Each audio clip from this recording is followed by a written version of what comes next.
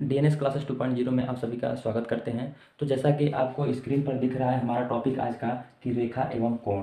तो आज हम लोग ऐसे रेखा के बारे में जानेंगे जो दो दो रेखाएं आपस में समांतर होती है और उस रेखा से संबंधित बनने वाले जो भी कोण होंगे, आज उस महत्वपूर्ण कोण के बारे में हम लोग जानेंगे कि जब दो रेखाएं आपस में समांतर होती और एक तिर्यक रेखा उसे दोनों रेखाओं को काटता है तो उसके अंतर्गत बनने वाले जो कोण होते हैं वे किस प्रकार के कोण होते हैं और वे कौन कौन से कोण कहे जाते हैं। उन सभी कोणों के बारे में अगर हम लोग जान लेते हैं तो इससे संबंधित जो भी सवाल आपको आता है उसको आप चुटकियों में कर सकते हैं। तो सबसे पहले हमारे लिए आज इंपॉर्टेंट होगा कि इन कोण के बारे में आप जान लें कि कौन से कोण क्या है। तो जैसा कि आपको टॉपिक यहाँ पे हमने दे दिया है कि 4 जो है कि कोण बन रहे हैं और 4 कोण इस समांतर रेखा और तिर्यक रेखा के अंतर्गत आने वाले कोण आपको दिख रहे हैं यहाँ पे। तो जैसा कि आपको यहाँ दिख रहा होगा कि दो रेखाएं हैं जो समांतर रूप से हैं, एम और एल।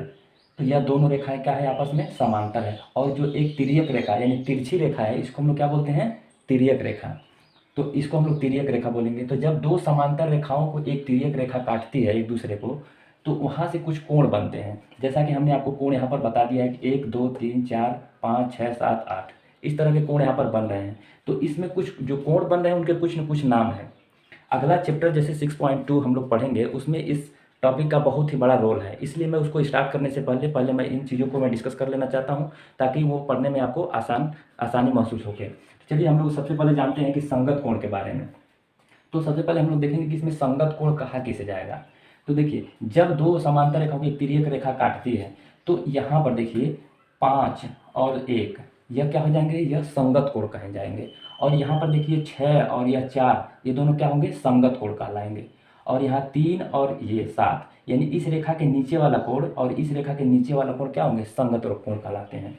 तो ये सभी कोण आपस में क्या होते हैं, बराबर होते हैं। तो यहाँ पर मैं लिख दूँ कि कोण संगत कोण में कौन कौन हो जाएगा, कोण 1 हो जाएगा, कोण 5 हो जाएगा, कोण 4 हो जाएगा, कोण 6 हो जाएगा। तो इसको अगर हम लिखा जाए तो कैसे लिखा जाएगा, लिखा जाएगा कि कोण 1 बराबर किस कोण के बराबर होगा, कोण 1 कोण 5 के बराबर हो जाएगा।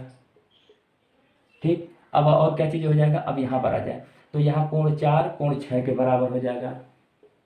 तो यहाँ पर हम लिखेंगे कि कोण 4 बराबर कोण 6 हो जाएगा।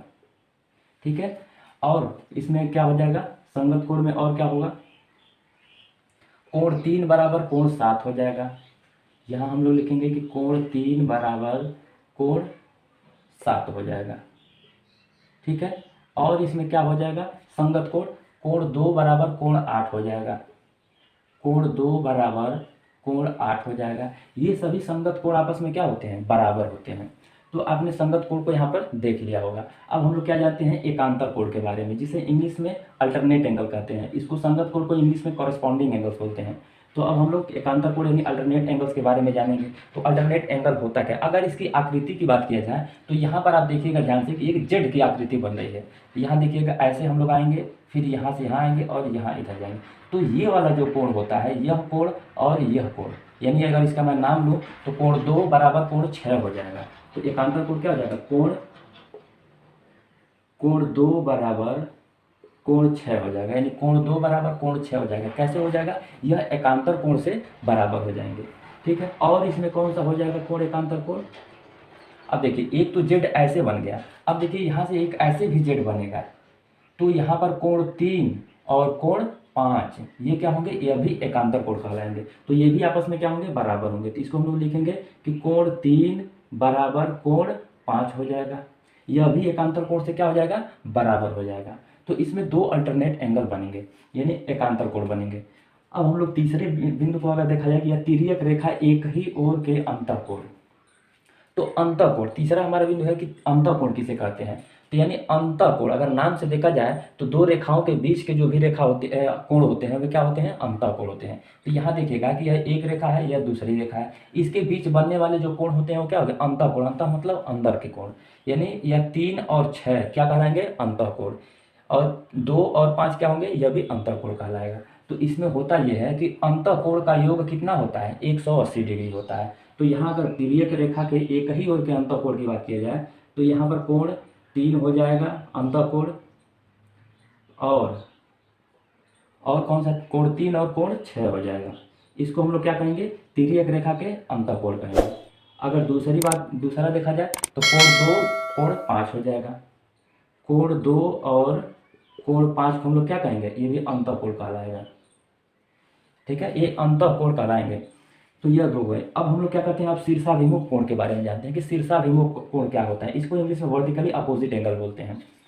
तो ठीक है, शीर्षाभिमुख कोण के बारे में बात की जाए तो यहाँ भी देखिए, इसकी अगर आकृति बनेगा तो क्या बनेगा, दो भी एक दूसरे से उल्टा जुड़े हुए। यहाँ देखिए, यह यहाँ से ऐसे आ गया है और फिर यहाँ से यह ऐसे आ गया, तो कोण 3 बराबर कोण 1 हो जाएगा। कैसे, वर्टिकली अपोजिट एंगल, यानी हिंदी में कहा जाए तो शीर्षाभिमुख कोण से बराबर हो जाएंगे, यानी कोण 1 बराबर कोण 3 हो जाएगा। और क्या हो जाएगा, ये देखिए यहाँ पर भी देखिए ऐसे बन रहा है उल्टा, यानी शीर्षाभिमुख कोण क्या, कोण 2 बराबर कोण 4, कोण 2 बराबर कोण 4 हो जाएगा। और यहाँ अब इस रेखा के पास आ जाए तो यहाँ क्या हो जाएगा, कोण 6 बराबर कोण 8 हो जाएगा, कोण 6 बराबर कोण 8 हो जाएगा। और क्या हो जाएगा, कोण 5 बराबर कोण 7 हो जाएगा, कोण 5 बराबर कोण 7 हो जाएगा ये। ठीक है, तो अगर कोई दो रेखाएं एक दूसरे से कहीं पर भी एक दूसरे को विभाजित करती है तो क्या होती है, वहाँ पर वर्टिकली अपोजिट एंगल यानी शीर्षाभिमुख कोण वहाँ पर बन जाते हैं। तो यहाँ पर दो जगह विभाजित कर रही है तिर्यक रेखा, इसलिए इतने कोण जो कि यहाँ पर बन जाएंगे। तो इसमें जो कि इस वीडियो में हम लोग जाने कि दो समांतर रेखा को जब एक तिर्यक रेखा दोनों को काटती है तो कितने कोण बनते हैं और कौन कौन से कोण कहलाते हैं। तो चैप्टर नंबर 6.2 को हम लोग स्टार्ट करने से पहले कुछ महत्वपूर्ण जो एंगल्स थे यानी कोण थे उसके बारे में हम लोग जानेंगे। इसका एक बड़ा इस्तेमाल आपको आगे चल के बहुत मिलने वाला है। अगर आप रेखा और कोण से संबंधित अगर सवाल लगाना चाहते हैं तो यह बिंदु आपको जानना बहुत ही जरूरी है। तो चलिए, इस वीडियो में इतना ही रहेगा, तब तक आप वीडियो को देखते रहें। वीडियो देखने के लिए धन्यवाद।